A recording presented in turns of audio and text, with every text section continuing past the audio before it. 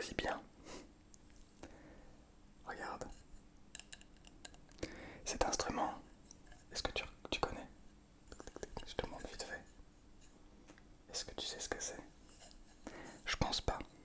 Mais si jamais tu reconnais, n'hésite pas à me dire dans les commentaires. Fais une petite pause et dis-moi dans les commentaires. Cet instrument de musique, c'est une quena. Et alors c'est un instrument typique péruvien. Donc c'est une sorte de flûte, mais péruvienne, donc spéciale péruvienne.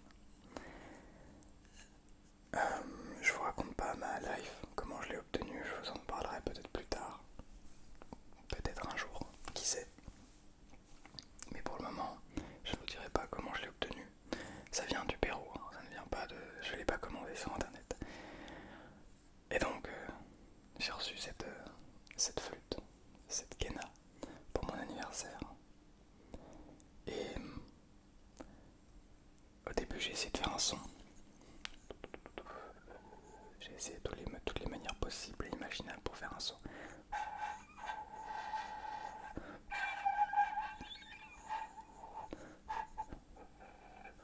Bizarre, rien ne sonnait.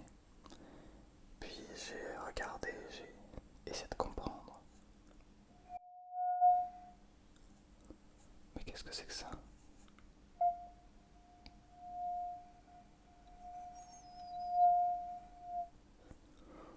C'est incroyable. Ça fait un son.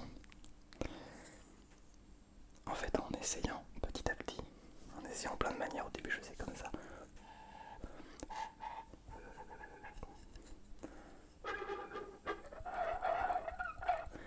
Ça ne marchait pas. Donc je me suis dit, c'est très compliqué. Et puis au bout de 5 minutes à peu près de test dans tous les sens, je sors un son. Et là je me dis quoi, mais c'est bizarre. Waouh. Donc c'est ça le son. Mais alors comment ça marche? Puis ensuite je réessaye, puis je fais pas du tout de son. J'y arrivais pas. Petit à petit donc j'essaye, je fais une fois un son, puis un autre son, puis un troisième son, puis un quatrième son, etc. Et ensuite j'essaye en bouchant tous les trous. Alors il y a 6 trous à l'avant et un trou pour le pouce à l'arrière. Et donc j'essaye, je sors un son. J'espère que ça va pas sonner trop fort dans la vidéo, sinon je ferai une petite coupure. Et donc je fais un son. Et là, la personne qui m'a offert ça donc me dit waouh, mais c'est incroyable. Même moi j'arrive pas à faire de son. Et donc petit à petit, après, donc, je l'ai montré aux gens, à mes amis, etc. Tout le monde a essayé de faire un son. Personne n'a réussi, évidemment. Mais attention, c'est pas la première fois que ça m'arrive. Il y a maintenant presque 15 ans, je me suis retrouvé en plein milieu d'instruments de musique. Parce que, voilà, pour tester. Mes grands-parents, mes parents m'avaient amené là-bas. Et j'ai testé les instruments de musique. Donc la trompette, tout le monde essayait, et puis ça faisait des sons un peu bizarres et tout. Moi j'essaye, et je me souviens pas très bien, mais apparemment, le son est sorti tout de suite très bien, et le professeur, le prof qui avait la trompette, il dit waouh, toi faut que tu fasses la trompette. Et donc, depuis j'ai fait de la trompette, effectivement, j'ai fait 2 ans de trompette, et ensuite je me suis redirigé vers l'euphonium, peut-être que vous connaissez ou pas d'ailleurs. Et aujourd'hui, j'ai joué 4 fois à l'opéra. J'aimerais beaucoup jouer à l'Opéra de Paris. Je sais pas si c'est possible un jour. Mais bref. Parenthèse fermée. J'arrête de vous raconter ma vie. Donc, tout ça pour vous dire que aujourd'hui, je pense, j'en suis toujours pas sûr, mais que le meilleur choix pour moi, soit la musique. Maintenant, il faut essayer. Parce que on ne sait pas de quoi l'avenir est fait. On ne sait pas si ça va vraiment être le cas. On ne sait pas si c'était pas un coup de chance. Bon, le coup de chance pendant 15 ans, c'est quand même rarement un coup de chance. Mais on ne sait pas de quoi l'avenir est fait. Mais je voulais vous parler à vous. Parce que cette histoire, elle m'est personnelle. Je vous la raconte pour vous donner un exemple.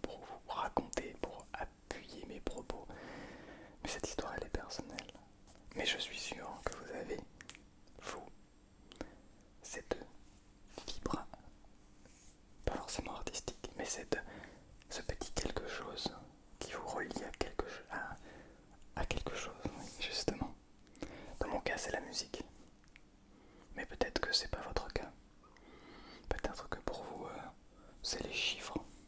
Dans ces cas-là, vous adorez les maths et vous savez pas pourquoi. Ou vous adorez la comptabilité, vous savez pas pourquoi. Dans votre cas, c'est peut-être, je sais pas, le sport. Vous adorez un sport en particulier, mais vous avez trop peur de vous lancer à plein dedans. Parce que on ne vous dit pas, vas-y. Alors pour la comptabilité, on doit pouvoir vous dire, allez, vas-y, si tu kiffes ça, fais-toi plaisir. Il y a plein d'études pour ça. Mais pour le sport, par exemple, notamment pour des choses un petit peu moins spéciales, on n'a pas ce soutien autour. Ce soutien, parce que généralement enfin ça dépend. Non, ça dépend. Mais on n'a pas cette étincelle qui vient allumer notre flamme. Je sais pas si vous voyez ce que je veux dire. Parfois on a simplement une flamme qui dort en nous et il nous manque un petit truc pour venir la déclencher. Alors, attention. Dans mon cas par exemple, je dis pas qu'il faut juste il faut une petite étincelle. Dans n'importe quel cas d'ailleurs, parce qu'il faut aussi beaucoup de travail. Beaucoup de travail. Mais j'en fais énormément de travail avec. Enfin, bref, je vais en venir juste après, mais on va y aller petit à petit. Donc voilà. Aujourd'hui, vous avez, je suis sûr, quelque chose qui sommeille en vous, qui fait que vous pourriez, peut-être, si vous ne vous sentez pas à votre place aujourd'hui. Pourquoi est-ce que je vous raconte tout ça? Pour être tout à fait honnête, je viens de regarder un film qui parle de tout ça. Un gars qui, peut-être que vous connaissez le film d'ailleurs, s'appelle Ténor. Un gars qui vient d'une banlieue parisienne, qui, bah, qui étudie la comptabilité, je crois. Et je pense que j'ai pris l'exemple pour ça, même si j'ai pas fait le lien, mais bref. Et qui se fait remarquer par pas une productrice, mais une sélectionneuse d'opéra, on va dire un peu un truc comme ça. Donc elle le repère, elle découvre sa voix, et elle lui dit, viens dans notre cours et apprends l'opéra, tu as un talent. Donc il essaye, et puis il remarque que oui, il a un talent. Mais forcément, ça veut dire que les études dans lesquelles il était, que son frère a payé, ne lui conviennent plus, ou ne lui conviennent pas. Et dans ces cas-là, il peut considérer que ce sont des années de sa vie perdues. Les amis, alors les gens autour de lui, qui pensaient, auxquels il n'avait pas du tout tenu au courant de son amour pour l'opéra, ils pensent qu'ils vont jamais le suivre. Et en fait, à la fin, je vous spoil pas, mais tout le monde est content parce qu'il a trouvé ce qu'il aimait, parce qu'il a découvert cette étincelle qui vient raviver, qui vient rallumer cette flamme qu'il avait au fond de lui. Et c'est un film, je suis d'accord, mais je pense que ça marche dans la vraie vie. Tu penses pas? Je pense que ça marche dans la vraie vie. Et peut-être que tu es déjà dans un endroit qui te fait vibrer. Il y a une abonnée il y en a plusieurs je pense, mais qui est institutrice, en maternelle je crois. Et donc elle a fait sa rentrée cette année ou l'année dernière, je sais plus exactement. Enfin, peut-être que tu te reconnaîtras d'ailleurs. Et elle disait mais j'adore ça, c'est hyper fatigant. J'ai galéré pour en arriver là, mais je suis tellement content de faire ma première rentrée avec mes élèves dans ma classe. C'est une satisfaction incroyable. Et ben c'est ça, c'est cette flamme qui vibre en elle, comme la flamme qui vibre en vous en ce moment. Mais peut-être qu'il vous manque juste une petite étincelle, peut-être qu'il vous manque quelque chose pour la découvrir. Parce que oui, et non plutôt, on ne peut pas savoir qu'il existe où est notre flamme si jamais on n'essaye pas des choses. Peut-être qu'on peut avoir un coup de chance comme dans le film que j'ai vu, mais je pense pas et je suis pas sûr qu'il faille miser là-dessus. C'est pour ça qu'aujourd'hui je vous propose cette vidéo dans laquelle je vous invite à choisir et à bien choisir. Parce que même si on dirait qu'on peut se dire qu'on a le temps, qu'on est tranquille, on choisit des études au pif et on ira, de toute façon on trouvera ce qu'on adore, ce qu'on aime plus tard. C'est à moitié vrai. C'est-à-dire que oui, effectivement il faut tester des choses. Mais malheureusement la plupart du temps on choisit des études ou un cursus ou une ligne dans notre vie. Un peu par défaut, un petit peu parce que on nous a dit qu'il fallait faire ça, ou on nous a dit que, au pire des cas, ça ouvrait toutes les portes. Fais ce que tu sais le mieux faire, et au pire des cas, fais le topissime des écoles, des universités, etc. Au pire des cas, ça t'ouvrira des portes. Ce qui est vrai, mais en même temps, je pense qu'on devrait prendre ce temps aussi pour se poser soi-même les questions. Et se dire, est-ce que c'est bel et bien fait pour moi? Est-ce que je me vois faire ça pendant 30, 35 ans, 30 ans, peu importe le nombre de temps, le nombre d'années, et que ça va me faire kiffer. Parce que c'est une énorme partie de notre vie de faire quelque chose qu'on adore. Aujourd'hui, pour rester dans mon exemple, je me tâte entre la musique et la création de contenu sur internet. Parce que je me vois plus faire de la création de contenu sur internet, mais j'ai aussi envie de me retrouver au Conservatoire national supérieur de Paris. J'ai aussi envie de travailler, d'apprendre avec les meilleurs musiciens de France et voir les meilleurs musiciens du monde, d'explorer de nouvelles choses, de connaître à fond, de savoir pratiquer à 100% mon instrument. Pour l'instant, j'ai appris 15 ans avec 13 ans avec cet instrument-là, et je dois être à 1% de la connaissance, peut-être un peu plus, mais 5% de la connaissance, et encore, même pas sûr, de ce qu'on connaît en tout cas.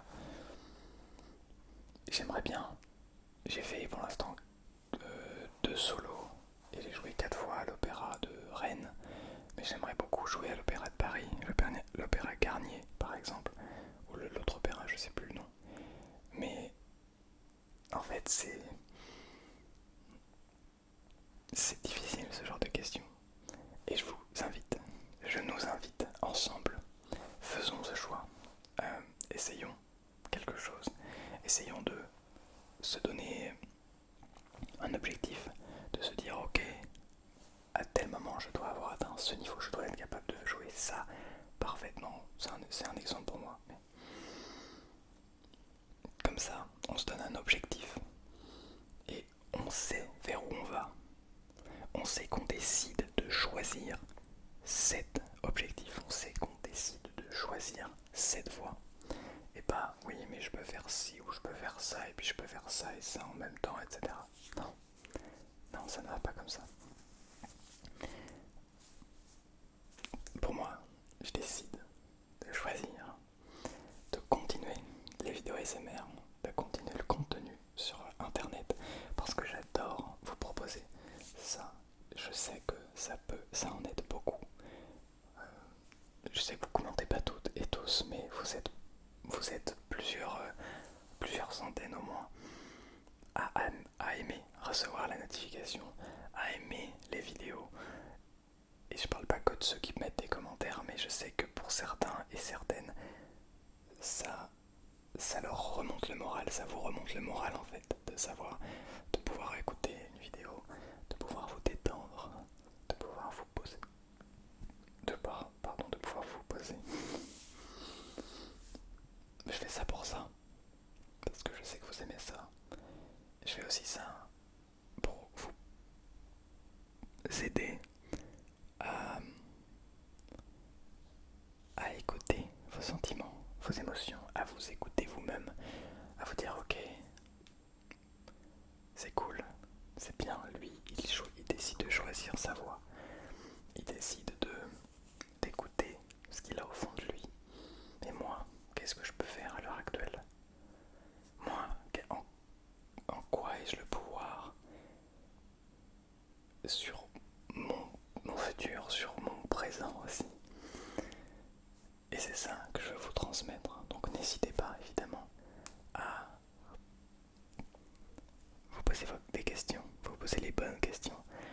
Vous pouvez regarder ce que vous faites actuellement et vous dire ok, ça, déjà ce que vous aimez pas du tout, vous dégagez de votre vie. C'est pareil pour les gens, pour les êtres humains, les gens ou les choses de votre vie, les activités, tout ça que vous n'aimez pas. Alors, l'école par exemple, vous pouvez pas dire j'aime pas l'école, ça dégage, non. Mais par exemple, si vous faites de la musique, parce qu'on vous a dit qu'il fallait faire de la musique, mais que vous n'aimez pas ça, ne faites pas de musique.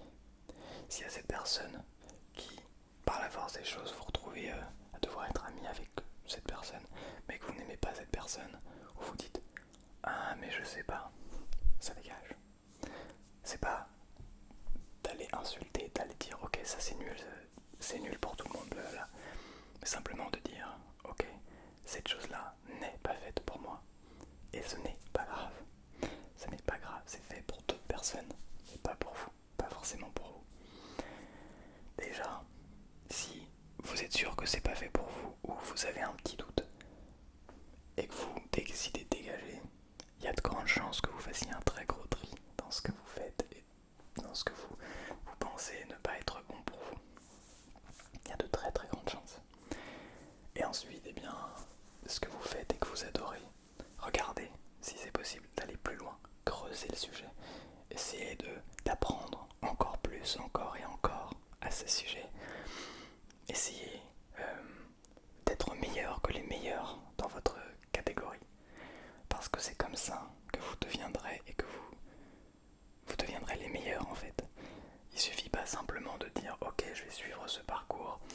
Par exemple, si vous suivez un parcours d'informatique, si vous voulez coder, eh ben, il suffit pas juste de suivre le parcours, mais apprenez à coder chez vous, apprenez tous les langages possibles, apprenez, je sais pas exactement, mais apprenez tout ce qu'il y a autour, mais par vous-même, en plus des cours. Si vous adorez ça, il n'y aura aucun problème, vous allez voir, vous allez le faire, ça va être un jeu pour vous. Et c'est une fois que vous aurez trouvé ce jeu dans votre vie, bah vous pourrez jouer à l'infini. C'est vrai, hein, mais c'est un petit peu comme un cheat code. J'adore faire des vidéos, mais je sais que je pourrais faire des vidéos à l'infini parce que c'est trop bien en fait. C'est génial, c'est trop bien de faire des vidéos. Alors oui, il y a des moments où j'ai pas envie de faire de vidéos. Il y a des moments où je me dis bon, faut que j'en sorte une pour lundi. Bon, tant pis, je vais quand même la faire même si je suis pas hyper motivé. Mais à partir du moment où je décide de lancer la caméra... Qu'est-ce qu'il me veut lui? Il y a un avion entre eux. Désolé pour le bruit, enfin.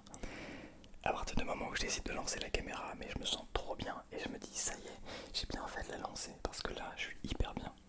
Parfois il suffit juste de se lancer hein, et d'essayer. Là par exemple cette vidéo, j'avais envie de vous parler de ça, mais j'ai commencé la vidéo, vous allez peut-être le voir en bégayant un petit peu parce que je savais pas exactement si c'était le bon moment, etc. pour vous parler de ça. Et en fait, bah, je regrette pas du tout de pouvoir vous parler aujourd'hui. Je suis même hyper content. Ça refait ma journée, vraiment, d'avoir lancé cette caméra, de m'être préparé, même si ça a pris un petit peu plus de temps que d'habitude. Mais vraiment, je vous en conjure, ne restez pas dans la voie qui n'est pas la vôtre. Vous allez être malheureux, malheureuse. Vous n'allez pas vous sentir bien. Et c'est pas une vie ça. C'est pas une vie. Bref, j'espère que cette vidéo vous a plu. C'était peut-être moins détente et vraiment purement blabla. J'ai pas fait de rigueur, j'ai pas fait de son, de choses comme ça ou de rallonger les phrases. J'ai essayé de parler le plus naturellement possible. Mais j'espère malgré tout que ça vous a plu.